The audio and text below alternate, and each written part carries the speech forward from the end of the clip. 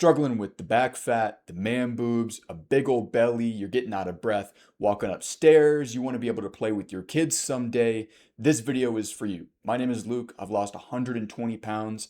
This over here on the left is me at 320. This is me on the right here, right about 200 pounds. And in this video, I'm going to show you the first 5 things that I would do if I had to lose 100 pounds all over again.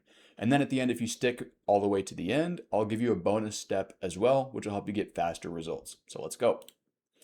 All right, foundations of fat loss. So before I get into the actual steps, you have to understand how we can actually lose weight, right? So we have calories and we have activity.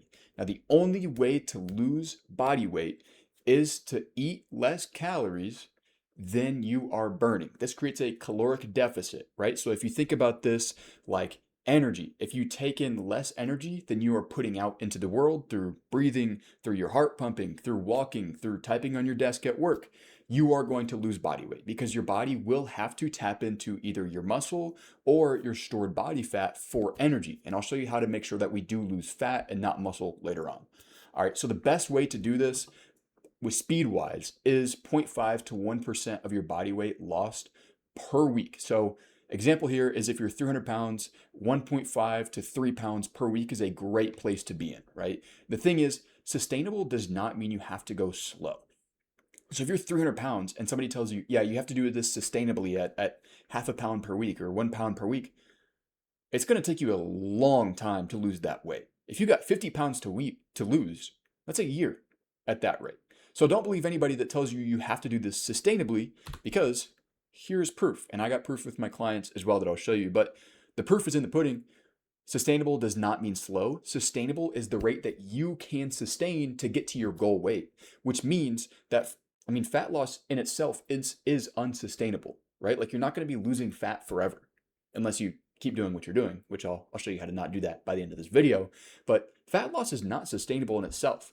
When we say sustainable fat loss, what we mean is sustainable for the time it takes you to reach your goal. So let's say you have 20 pounds to lose. That's not a ton of weight. So you can lose that really quickly because it doesn't take a lot of time to lose that, which means you can be more aggressive, right? But if you have 100 pounds to lose, you want to be in that 1% to maybe 0.5 at the very lowest body fat lost per week.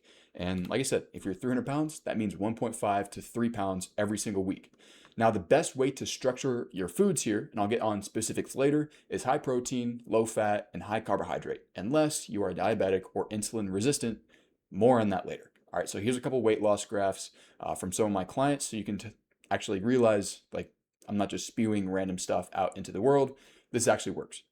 All right, there's some common mistakes here. I'll be real.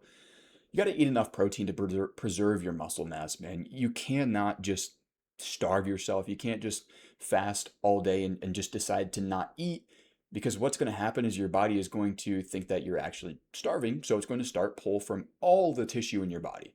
Now, what we realize from science is that muscle is very metabolically expensive, meaning that at rest, it will burn a lot of calories just for you to keep that muscle on your tissue, especially when compared to fat.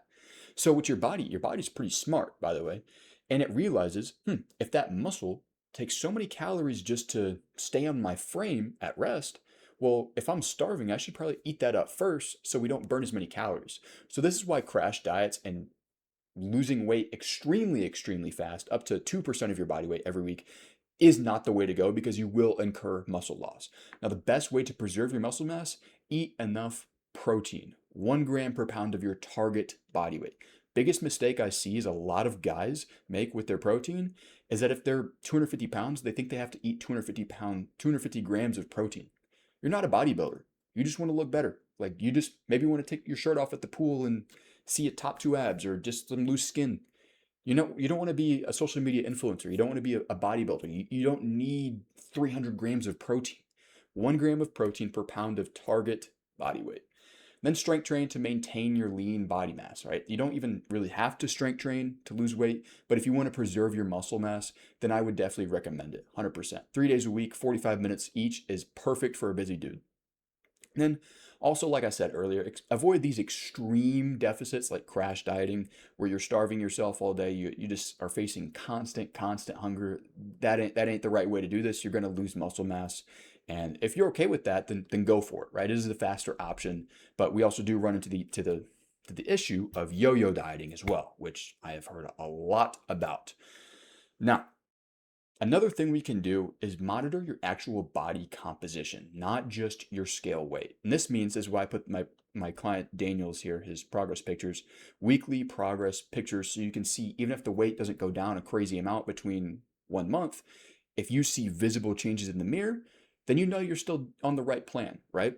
And the thing is, you have to monitor these. If your energy, your sleep, or your libido starts getting worse, that should be like little alarm bells, like a fire alarm going off in your head that your plan needs to change. All right, so let's get into it.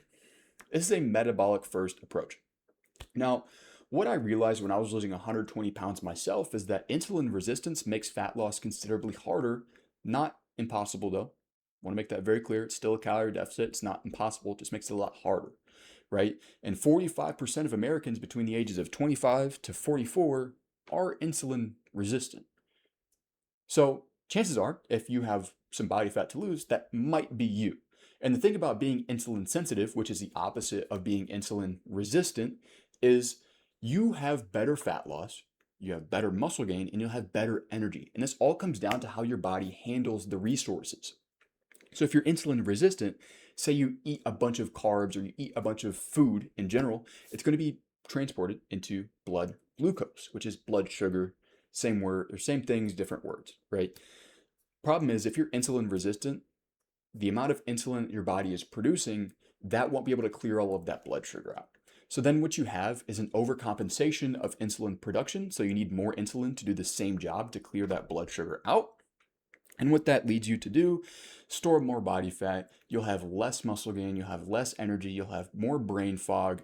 Not a good place to be in. All right. And what generally works to start taking a crack at insulin resistance is food sequencing. So eat all of your meals in this order. You go protein first, fats or fiber second. Those are interchangeable for number 2 and number 3, and then carbs last. So this smooths out that blood glucose spike so you don't have a huge spike, a huge dip, and you feel awful. Then you can also walks or just move more, right? Walks throughout the day. You're never going to be angry at yourself that you went out for a walk. Say you go out for a walk first thing in the morning. I promise you after that walk, you're going to feel like $1,000,000. You're going to feel so much freaking better. And if you walk after your meals, which I'll get into later, it will help you stay insulin sensitive or start reversing that insulin resistance as well. Carb sources matter hugely here, and I'll go into more specifics in a little bit. And then you got to cut out the liquid calories if you are insulin resistant, especially something like orange juice, full sugar sodas, apple juice, beers even. It ain't good for being insulin resistant, all right? Because that is the quickest way to hit your bloodstream with sugar is when it's in a liquid form. It doesn't need to be processed by your body as much as if you ate an apple, right? Now that also comes down to the apple having the fiber, but I'm not going to rant on that as well. All right. Number 1, you got to eat the fat loss foods 90% of the time. And this means that you're choosing foods that are large in portion, but low in calories. So we have vegetables, fruits, lean proteins, potatoes. And if you think about this, lean meats, if you eat 8 ounces of lean meat every meal, you're not going to have to worry about protein. It's going to be a great standard for men to be full after their meals, and especially if you're following the PFFC meal sequencing. You start with your protein, then you do fats or fiber, doesn't matter which, second and third, then you finish with carbs. You're going to be so much fuller after the meal because you're starting with the most filling foods first, right? So in this scenario, processed sugar would be considered bad. Natural sugar would be considered good, specifically for diabetics and people with insulin resistance, right? Because that processed sugar has nothing else besides it to slow down that that glucose spike, which requires that insulin to clear it. Natural sugars do though. And it also comes down to it being a different type of sugar. Now, this is not going to get into the science of that, but what you have to understand is processed sugars are in this form of straight glucose, which is straight sugar that is very easy for your body to process into blood sugar, hits your bloodstream extremely quickly. Natural sugars, like fruit, are in the form of fructose, which has to be processed by your liver first. So then it hits your bloodstream slower, and a lot of fruits come with a lot of fiber. Think of eating something like a blackberry or an apple. Comes with a lot of fiber already as a vehicle to get that sugar into your body, which is what makes it so much freaking better for anybody with insulin resistance, diabetes, or just the average person who wants to lose 50 plus pounds, right? So sugar is not bad. Processed sugar is just what you got to get away from for the most part, right? 90% of the time. Now, you can essentially eat unlimited veggies and fruits. Few exceptions here. Don't put a bunch of butter on your veggies and stay away from dates, and then just watch your consumption of pineapple. It's just very high calorie. There's nothing wrong with it. It's just a very easy way to eat a ton of calories. But all things considered, pineapple is a great thing for you to snack on. So don't let me deter you from that. Now, if you're wanting dessert, fruit, Greek yogurt, honey, oh my gosh, that's freaking delicious. That is seriously so good. Now, yes, I do like ice cream. I eat ice cream, but on the days that I don't have ice cream, this is what I'm having, and it gets me through. It just absolutely destroys my sweet tooth. It's fantastic. Now, the best fat loss breakfasts, eggs, fruit, or Greek yogurt, a scoop of protein, a bunch of frozen berries, and some chia seeds as well, right? So eggs, the reason I say eggs and fruit is you're hitting just about every micronutrient in your body with eggs. And what you have to understand about that, besides all of the sciencey BS that you don't care about, is it makes you have better energy, feel better, and eventually over time, you'll start to look better as well. So you'll look a little bit healthier. You'll have some more vitality around you as well. Now, Greek yogurt, protein, berries, and chia seeds, reason I have that is because, excuse me, is because you have protein from the Greek yogurt, and it's also great for your gut health as well. So digestion is being boosted by that. Then you have the protein. Obviously, protein is great for you. It's protein. Unlimited frozen berries. You have a bunch of sugar and you have a bunch of fiber here. Now, that is fantastic for you. And then you also have fiber from the chia seeds, which will slow down that digestion and make sure that everything is hitting your blood smooth and it's not a crazy spike and then a crazy crash. Now, the second thing is going to be you got to create consistency and accountability, right? A lot of people try to do this alone. They try to do this with nobody else noticing and then hope that 6 months down the line, they pop out, they're 100 pounds leaner, and then they start telling people what's going on in their life, right? It doesn't work like that. You've probably failed so many times that you don't even trust yourself to follow through. And you probably feel like you should be able to handle this alone. And that's why you're here. Like, think about it. That exact way of thinking has got you to this exact point. So I got to challenge you on that. So go public with this. Tell the people in your life. Tell your friends. Tell your family. Post it on your social media. I don't care. Don't you think if you did that, that would help you stay more consistent? Because at that point, you're not just disappointing yourself when you give up or when you fail. You're disappointing them. For me, when I did this, that's what made me stay consistent is when I had to rely, when other people were relying on seeing me progress. Because at that point, when I was 320 pounds, I could disappoint myself. Like I could do that, but I couldn't do that to my girlfriend. I couldn't do that to my friends. I couldn't do that to my parents who I told all my goals to, right? So that's what really helped me push through when it got tough. Now, another thing is invest in your health. Where your money goes, your effort goes. So buy a walking pad, buy a standing desk for work, invest in a coach, or buy a meal prep service. Whatever you put money into, your effort is going to go into. If you sink money into this, you're going to want to sink effort in because you've already put a cost in there, right? So if you think about this, now you've told everybody, your family is now counting on you to do this. So use them as motivation. That's a positive thing. Make it a positive thing where instead of worrying about disappointing them, make it your goal to prove them right because they believe in you. I promise you. Now, you're also going to want to calculate your fat loss deficit. Please, you got to stop guessing, man. Not a random fad diet. I'm not saying do keto because what do you do when your fat loss stalls on keto? Like you've already cut out all the carbs. There's nowhere for you to go, right? So track your calories for just a month minimum. This gives you a great understanding of nutrition, what's actually going into your body. I guarantee you're eating more food than you think you are. It keeps you accountable because if you're logging everything you eat, there's no room for guessing games, right? You either eat the foods that you know get you closer to your goals or you don't. So that will help keep you accountable. And it's the only way to predictably create fat loss. With every other method on the planet, on the internet, in the galaxy, you're guessing.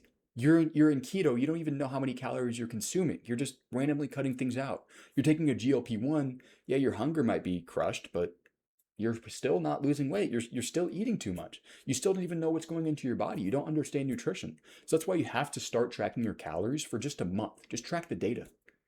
And after that, that's when you can start going on autopilot. Then you start intuitive eating.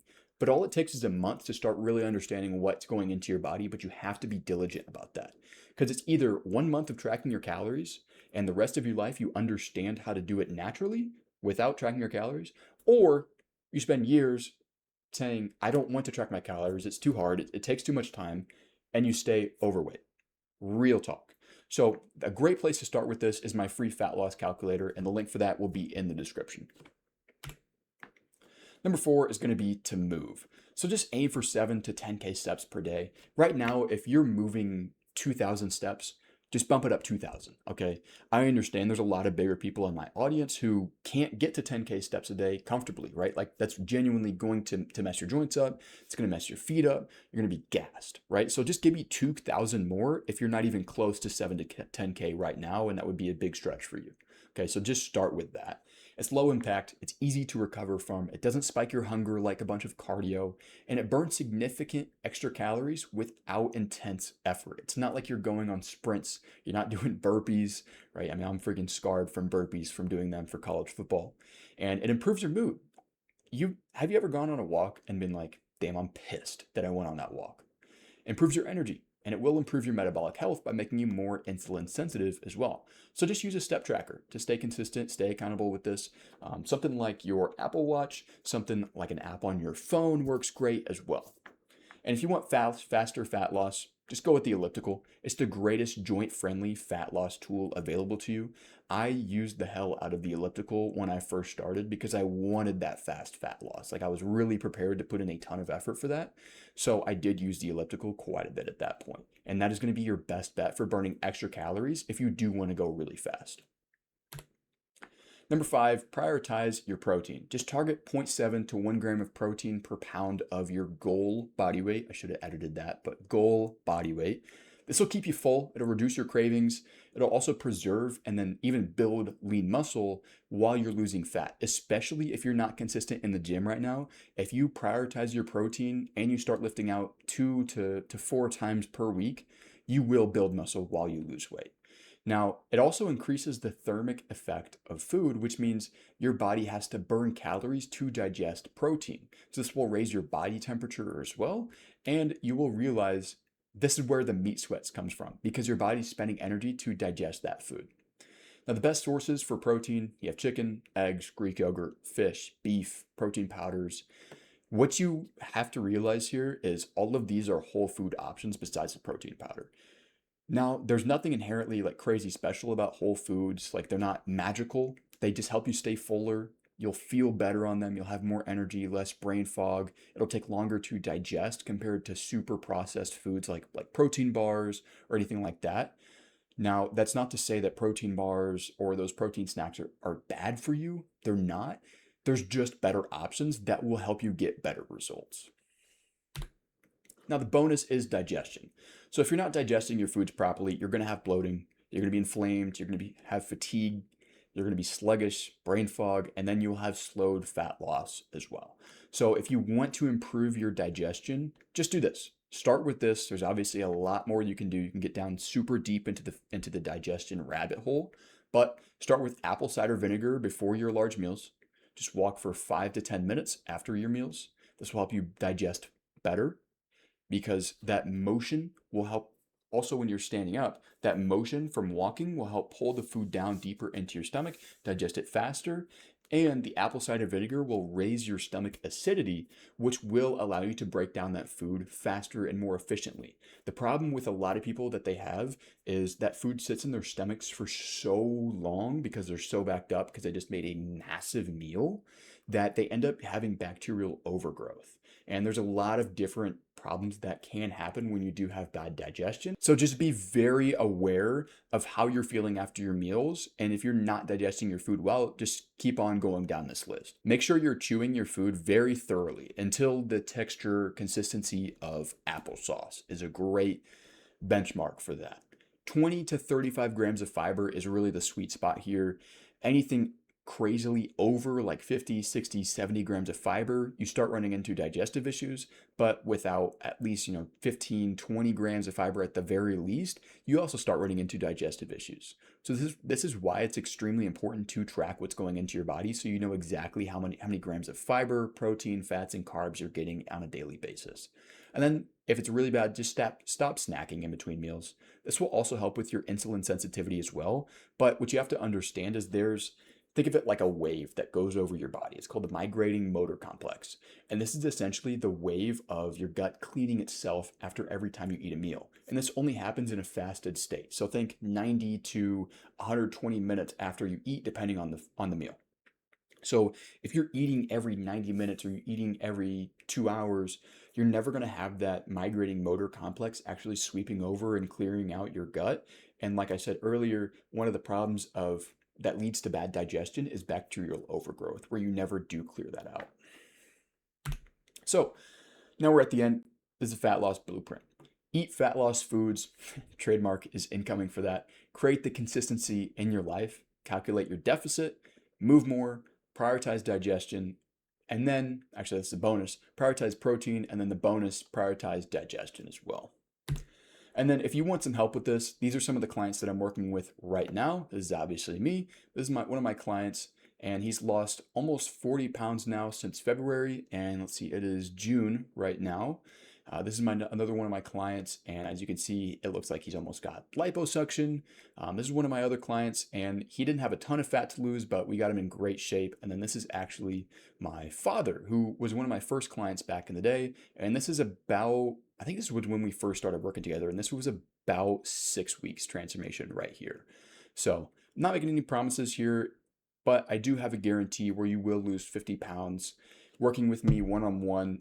Only caveat is I need 80% compliance from you. And if you don't lose 50 pounds working with me one-on-one, I'll work with you completely for free until you do. So if you want some more information about what that actually looks like, check out the first link in the description, and I will see you there. Peace.